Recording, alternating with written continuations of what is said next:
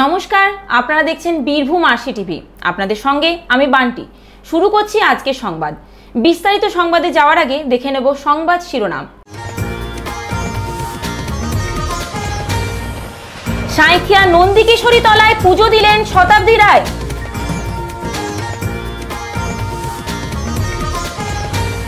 দুবরাজপুরে তৃণমূল নেতাকর্মীদের নিয়ে বৈঠক করলেন শতাব্দী রায়।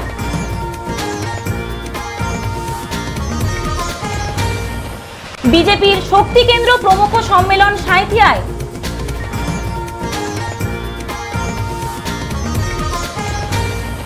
মোহাম্মদ বাজারে রুট মার্চ শুরু করল কেন্দ্র বাহিনী।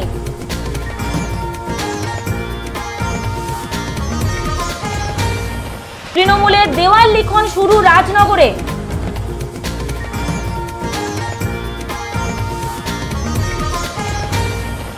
নারীদের আত্মরক্ষা বিষয়ে সচেতন ও ক্যারাটে প্রশিক্ষণ মল্লারপুরে।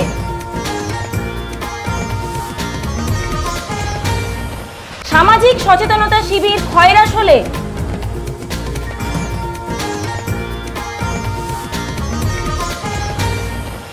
ওরসে নাওমি ফিদায়ে মিল্লাত দুবরাজপুরে।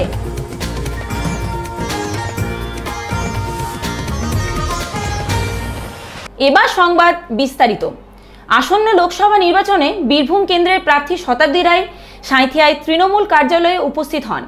সেখানে দলীয় নেতাকর্মীদের সাথে একটি বৈঠক করেন। এরপর সাঁইথিয়া পৌরসভা এলাকায় ভোট প্রচারে দেওয়াল লিখনে তাকে হাতে রং তুলি নিয়ে দেখা যায়। সেখান থেকে রওনা দেন নন্দিকেশ্বরী তলায়। সেখানে পুজো দিয়ে মন্দিরে উপস্থিত ভক্তদের প্রসাদ বিতরণ করেন তিনি। তারপর সিউড়ির উদ্দেশ্যে রওনা দেন বিদায়ী সাংসদ শতাব্দী রায়।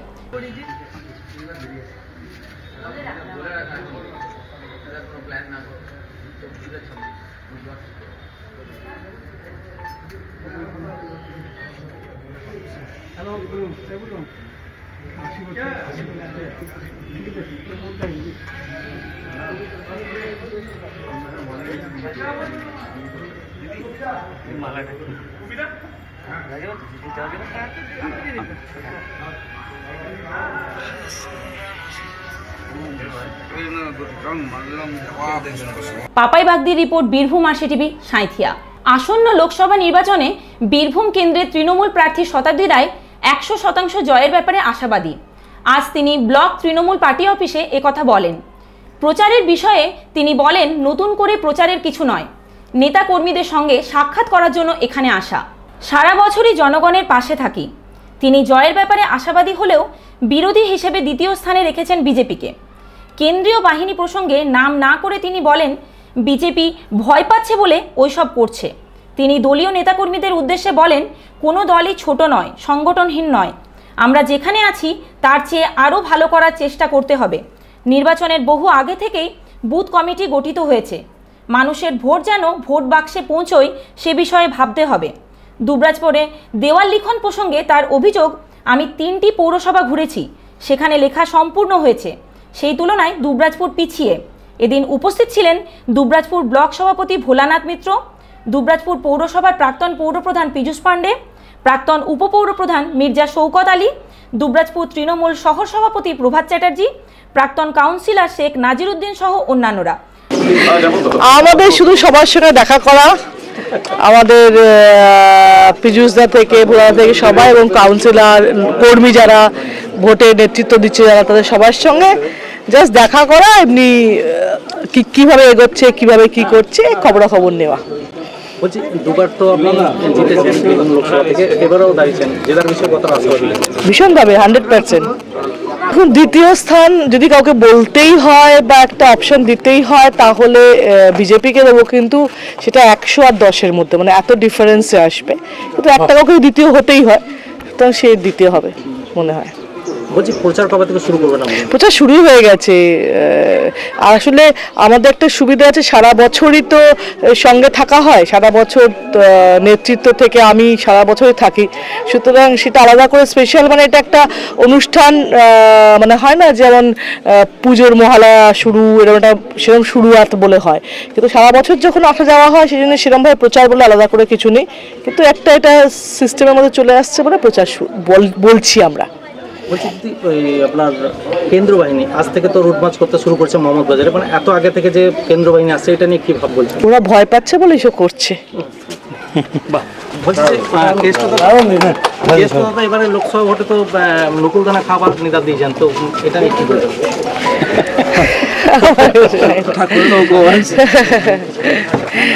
কথা হচ্ছে অভিযোগ দিয়ে শুরু, দেয়াল লিখন হয়নি। কারণ হয়নি এই জন্য বলবো যে অন্যদেরটা হয়ে গেছে বলে, হয়তো বলবে যে আজ থেকে শুরু করবো এটা। আমি যেহেতু 3টে মিউনিসিপ্যালিটি ঘুরে ফেললাম, আজকে এই 2টো, কালকে একটা করেছি, সেহেতু সবকটা মোটামুটি লেখা হয়ে গেছে। আমি 2-1টাতে লিখে এলাম, তো এখানে একবার ঢোকার সময় দেখলাম, বাদবাকি দেখি, তাহলে এখানে সেকেন্ড পজিশন হয়ে গেছে। কোনো দলকেই ছোট করে দেখা নয়, কোনো দলকেই সংগঠন নেই ভাবা নয়, কোনো দলেরই এজেন্ট বসে কি ভোট করবে, মানুষ কি ভোট দেবে এটা ভাবা নয়।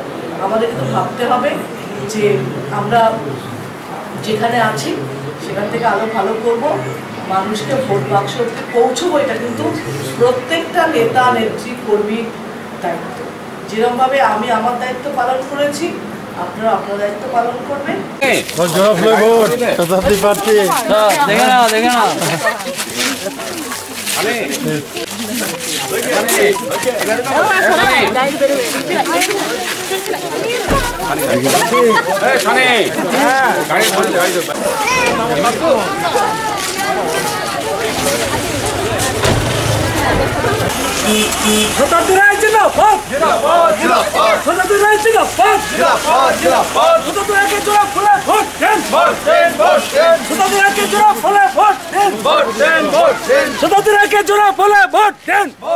লালটু মুখার্জি ও সোমনাথ রোজের report, Birbhum RC TV, Dubrajpur.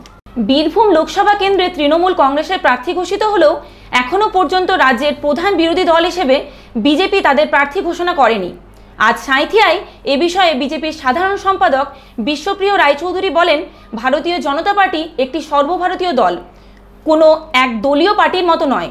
যাকে খুশি তাকে প্রার্থী নয়, সাধারণ মানুষের জন্য কাজ করবে এমনই কেউ হবেন বীরভূমে বিজেপির প্রার্থী। প্রসঙ্গক্রমে শতাব্দী রায়ের কথা তুলে তিনি বলেন যে তিনি কোনো কাজ করেন না। পাশাপাশি পঞ্চায়েত নির্বাচনকেও কটাক্ষ করে তিনি বলেন, বুলেট নয়, ব্যালটে ভোট হবে এবার লোকসভায়। এদিন উপস্থিত ছিলেন জেলা সভাপতি রামকৃষ্ণ রায় সহ বিজেপির অন্যান্য নেতাকর্মীরা। ভারতীয় জনতা পার্টির অভিনেতা যারা আছেন তারা বর্তমানে অভিনেতা নন, তারা বর্তমানে বিজেপি কর্মী হয়ে গিয়েছেন। আর বিজেপি কর্মী হয়েছেন বলে তারা কাজ করছেন।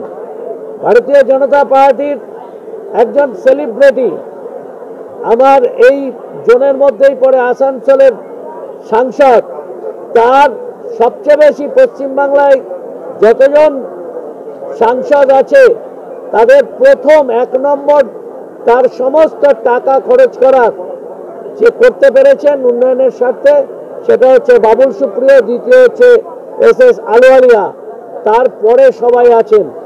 ভারতীয় জনতা পার্টির যারা সাংসদ হন তারা কাজ করেন, মানুষের জন্য কাজ করেন। আর ভারতীয় জনতা পার্টি মানুষের জন্য কাজ করেন, তাই প্রধানমন্ত্রী বলছে সবকে সাথ সবকে বিকাশ, যেটা ভারতবর্ষের মানুষ, বীরভূমের মানুষ পরিষ্কার দেখতে পাচ্ছে। রূপ কুমার মন্ডলকে নিয়ে কি বলবেন? দুধ কুমার মন্ডল মঞ্চেই আছে। দুধ কুমার মন্ডল আমার, শতাব্দী রায় বলছে 2বার জিতেছি, হ্যাট্রিক করবো, কি বলবেন? এবার আর হবে না হ্যাট্রিক, তৃণমূল দলটাই থাকবে না। এই নির্বাচনের পর 5 তারিখ উঠে যাবে, বিধানসভাটাও ভেঙে যাবে। সেই অবস্থা দেখতে থাকুন, শুরু হয়েছে এখন, এরপর আরো ঘটনা ঘটবে। জেলা সভাপতি অনুব্রত মন্ডল বলছে এখনো ওদের প্রার্থী খুঁজে পায়নি, খুঁজে বেরিয়েছে। আমি ওনাকে পলিটিক্যাল লিডার হিসেবেই ভাবি না, আমি ভাবি না ওনাকে পলিটিক্যাল লিডার হিসেবে। তার জন্য ওনার কি বলেছেন তার জবাব আমি দিতে রাজি নই। কনভেনার এ জেলার প্রাক্তন সভাপতি মঞ্চাসীন ভারতীয় জনতা পার্টির পার্শ্ববর্তী বোলপুর লোকসভা কেন্দ্রের কনভেনার। পাপাই বাগদির report, Birbhum RC TV, Sainthia. নির্বাচন কমিশনের আদেশ মতো আজ থেকে কেন্দ্রীয় বাহিনী মোতায়েন করা হয়েছে মোহাম্মদবাজার এলাকায়। সকাল থেকেই তারা এই ব্লকের বিভিন্ন গ্রামে রুট মার্চ করে। আসন্ন লোকসভা নির্বাচনে বীরভূম ঝাড়খণ্ড সীমান্তে কোনোরূপ অপ্রীতিকর পরিস্থিতি এড়াতে ভোটের আগে মোতায়েন করা হয়েছে কেন্দ্রীয় বাহিনী।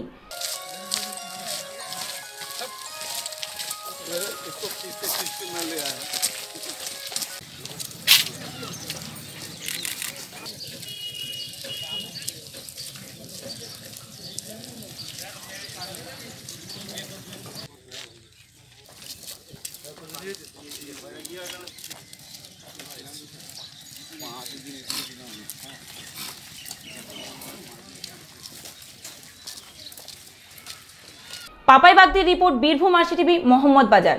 আসন্ন লোকসভা নির্বাচনে জেলার প্রান্তিক অঞ্চল রাজনগরে দেওয়াল লিখন শুরু করল তৃণমূল কংগ্রেস। গতকাল সন্ধ্যায় রাজনগর পঞ্চায়েত সমিতির পূর্ত কর্মাধ্যক্ষ সুকুমার সাধুর নেতৃত্বে তৃণমূল কংগ্রেসের কর্মী সমর্থকদের নিয়ে বীরভূম লোকসভা নির্বাচনে শতাব্দী রায়ের সমর্থনে শুরু হলো দেওয়াল লিখন। উত্তম মণ্ডলের রিপোর্ট, বীরভূম আরসিটিভি, রাজনগর। নিয়ে নিচ্ছি ছোট্ট একটা বিরতি, সঙ্গে থাকুন। আপনি কি স্বপ্ন দেখছেন নতুন বাড়ি তৈরি করার, কিন্তু বুঝে উঠতে পারছেন না ঠিক কোথায় গেলে সঠিক জিনিসের সন্ধান পেতে পারেন? আপনার স্বপ্নের ছবিতে রং ভরে দিতে সাথে আছি আমরা, Tewari home decor. Tewari home decor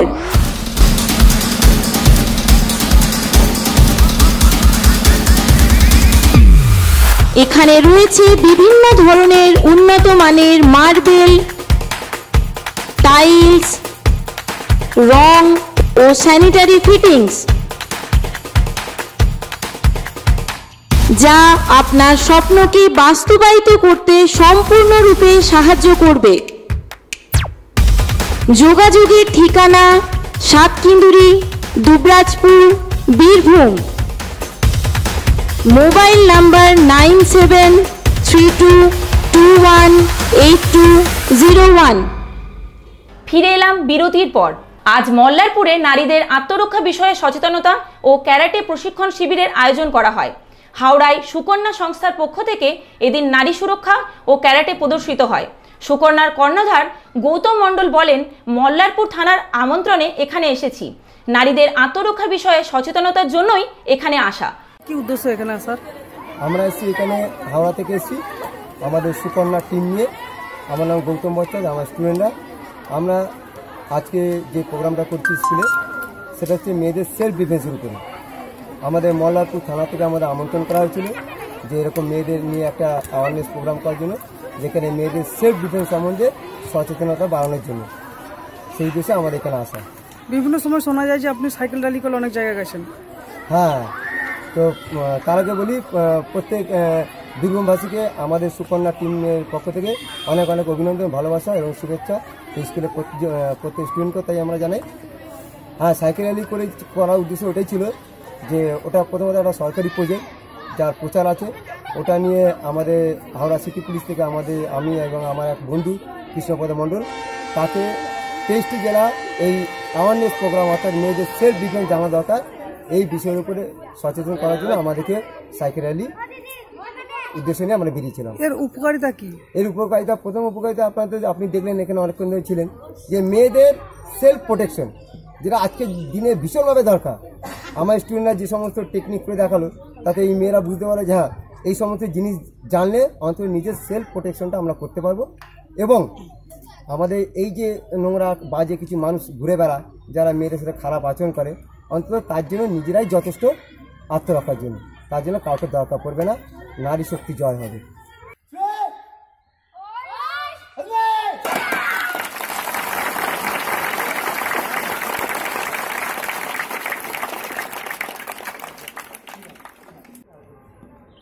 যদি কেউ পেছন দিক দিয়ে এইভাবে হঠাৎ করে চাপড়ে ধরে, তাহলে কি করে বাঁচবো? ওকে, এগুলো শিখতে হবে। এগুলো বলছে আস্তে দিয়ে দেখাচ্ছে, এই প্রপারলি করতে গেলে অনেকটা লাগবে বলে ওরা আস্তে দিয়ে দেখাচ্ছে।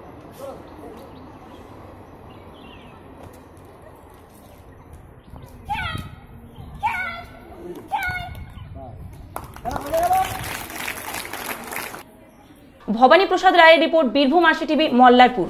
খয়রাশোল শৈলজাদানন্দ ফাল্গুনী স্মৃতি মহাবিদ্যালয়ের এনসিসি ইউনিটের পক্ষ থেকে নগদবিহীন লেনদেন ও স্বচ্ছ ভারত নিয়ে আলোচনা হয় খয়রাশোল বাসস্ট্যান্ডে। নগদবিহীন লেনদেনের কতটা সুফল এ বিষয়ে ব্যাখ্যা দেন খয়রাশোল এসবিআই শাখার ব্রাঞ্চ ম্যানেজার। এছাড়াও নির্মল বাংলা গড়ার লক্ষ্যে শৌচাগার ব্যবহার নিয়েও আলোচনা হয়। উপস্থিত ছিলেন কলেজের অধ্যক্ষ নির্মল কুমার সাহু, এনসিসি ইউনিটের সুবেদার এলবি থাপা, পঞ্চায়েত সমিতির সভাপতি শ্যামল গায়েন সহ ছাত্রছাত্রীরা। আজকে আপনাদের প্রোগ্রাম কি আছে? আজকে আমাদের এই শৈলজানন্দ ফাল্গুনী সেট্টি মহাবিদ্যালয়ের এনসিসি ইউনিটি পক্ষ থেকে আমরা ক্যাশলেস ট্রানজাকশন এবং ইউজেস অফ টয়লেট উপরে একটা সুন্দর সামাজিক awareness program, social awareness program আজকে আমরা রাখছি। আপনার পরিচয়? আমার নাম হচ্ছে নির্মল কুমার সাহু, ভারপ্রাপ্ত অধ্যক্ষ শৈলজানন্দ ফাল্গুনী সেট্টি মহাবিদ্যালয়। আজকের এই অনুষ্ঠানে আপনারা সাধারণ মানুষের কাছে কি বার্তা পৌঁছে দিতে চাইছেন?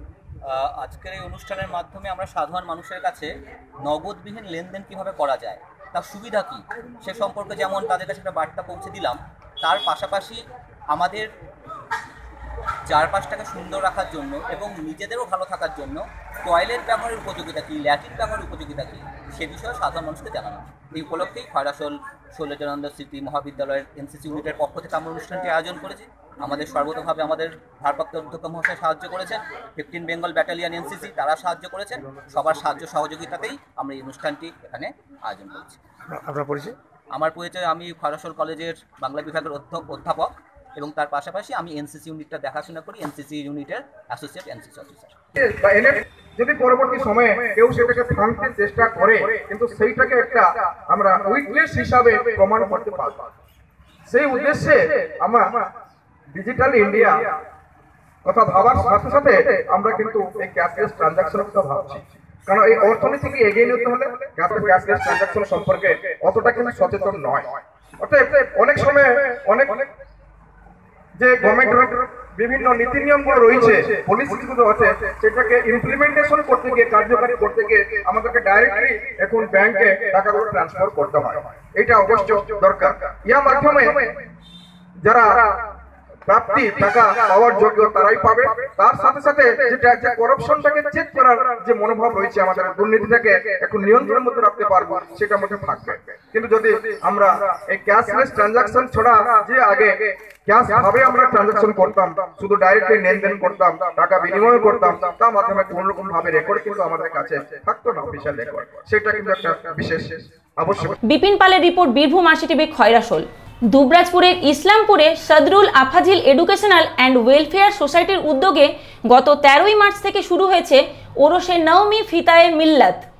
মানুষ তার জীবনে যেসব স্মৃতির প্রতি যথেষ্ট শ্রদ্ধাশীল হয়ে থাকে, সাধারণত সেসব স্মৃতির সঙ্গে জড়িয়ে থাকেন বিশেষ কোনো একজন। যেমন সেই 1973 সালে দুবরাজপুরের ইসলামপুরে ইসলাম ধর্ম প্রচারের উদ্দেশ্যে পদার্পণ করেছিলেন ধর্মাত্মা হজরত সৈয়দ মুজাফফরউদ্দিন নঈমী। 4 দশকেরও বেশি সময় কেটে গিয়েছে, তবু সেই ধর্মপ্রাণ মানুষটির আগমনের স্মৃতি আজও প্রেরণা দেয় ইসলামপুরের মানুষজনকে। উল্লেখ্য, 2000 সালের 3রা অক্টোবর তথা হিজরি 1421 সনের 4 রজব প্রয়াত হন হজরত সৈয়দ মুজাফফরউদ্দিন নঈমী। তার প্রতি শ্রদ্ধা জ্ঞাপন করতে গত 18 বছর ধরে ওরসে নঈমী ফিদায়ে মিল্লাত নামে এক ধর্মীয় জলসার আয়োজন করা হয় Sadrul Afazil educational and welfare সোসাইটির পক্ষ থেকে। চলতি বছরে এই জলসা 19 বছরে পদার্পণ করল। ওরস উৎসব উপলক্ষে 13, 14 এবং 15ই মার্চ 3 দিন ধরে চলে ধর্মীয় জলসা। হজরত সৈয়দ মুজাফফরউদ্দিন নঈমীর মাজারে চাদর, সিন্নি, গোলাপ জল চাপিয়ে মানত করেন ভক্তরা। গতকাল সন্ধ্যায় ফতেহা কুলখানি মাজার শরীফে উপস্থিত ছিলেন হজরত সৈয়দ আদিমউদ্দিন নঈমী, হজরত সৈয়দ বখতিয়ার উদ্দিন নঈমী প্রমুখ। দূর দূরান্ত থেকে বহু ভক্ত এই ওরস উৎসবে উপস্থিত হন। এই ওরস উৎসব উপলক্ষে বসেছে এক মিলন মেলা। ये उर्से नईमी फ़िदाए मिल्लत जो खानकाए नईमिया इस्लामपुर बंगाल में अपनी साबिक़ा रिवायत के मुताबिक मनाया जा रहा है। ये हुजूर फ़िदाए मिल्लत यानी सरकार सदरुल्लाह फाजिल हज़रत अल्लामा सैयद नईमुद्दीन मुरादाबादी रहमतुल्लाह अलैह के पोते हज़रत फ़िदाए मिल्लत सैयद मुज़फ़्फ़रुद्दीन नईमी रहमतुल्लाह अलैह का 19वां उर्स मुबारक है। आज उर्स का दूसरा दिन है। कल पहली तकरीब थी उर्स की। आज दिन में हुजूर ख्वाजा हिंद सुल्तानुल हिंद ख्वाजा गरीब नवाज़ रदी अल्लाह तआला अन्हु के नाम से सुबह में नात मनाक़िब और कुल शरीफ पेश किया गया और आज बाद नमाज ईशा क्या कहते हैं महफ़िल नात मनक़बत है। आने वाले कल एक बड़े पैमाने पे कॉन्फ्रेंस होने जा रही है, सुन्नी नईमी कॉन्फ्रेंस। ये हुजूर फिदाए मिल्लत का आस्ताना, यहाँ से हम सबको मोहब्बत का पैगाम देना चाहेंगे कि हुजूर फिदाए मिल्लत ने जो पैगाम दिया कि अमन व सुकून कायम किया और अपने मुरीदीन, मुहिब्बीन, मुतवस्सिलीन से उन्होंने मोहब्बत का पैगाम दिया। आज हमारे मुल्क में जिस तरह के हालात हैं, तो हम इस उर्स नईमी फिदाए मिल्लत के प्लेटफॉर्म से पूरे दुनिया को, बिलखुसूस पूरे हिंदुस्तान को अपने नबी मोहम्मद मुस्तफ़ा सल्लल्लाहु अलैहि वसल्लम के मोहब्बत का पैगाम आज हम इस स्टेज से आम करना चाहते हैं। और इस उर्स का मकसद ही यही है कि लोगों के दिलों में अपने मुल्क की मोहब्बत, अपने दीन की मोहब्बत, अपने नबी की मोहब्बत लोगों के दिलों तक पहुंचाई जाए और उनके दिलों में ये मोहब्बत पैदा हो। यही हुजूर फिदाए मिल्लत का पैगाम है और यही इस उर्स नईमी फिदाए मिल्लत का पैगाम है। तमाम लोगों से मैं आने वाले कल के लिए गुजारिश करूंगा कि तमाम लोग इस उर्स में शिरकत करें, क्योंकि ये उर्स के अय्याम जो होते हैं ये दुआओं की कबूलियत के ख़ास वक्त हुआ करता है, जिसमें बुजुर्गान दीन का ख़ास फैज़ान हुआ करता है। इसीलिए मैं तमाम अपने अहले वतन से, तमाम आशिकान औलिया से, बिलखुसूस वाबस्तगान सिलसिला नईमिया से गुजारिश करता हूँ कि वो आप आने वाले कल यानी 15 मार्च को उर्स नईमी में शिरकत करें। और बिलखुसूस जो लोग शिरकत नहीं कर सकते किसी वजह से, वो अपने घरों में फातिहा का इनेकाद करें, फातिहा दिलाएं। आपको मालूम है कि ये हर साल चाँद की 5, 6, 7 रजबुल मुरज्जब को, जो कि इन साल 13, 14, 15 मार्च इसकी तारीख आई है, हर साल ये उर्स नईमी फिदाए मिल्लत खानकाह आलिया नईमिया कादरिया इस्लामपुर पश्चिम बंगाल में अपनी निहायत अक़ीदत व एहतराम के साथ मनाया जाता है।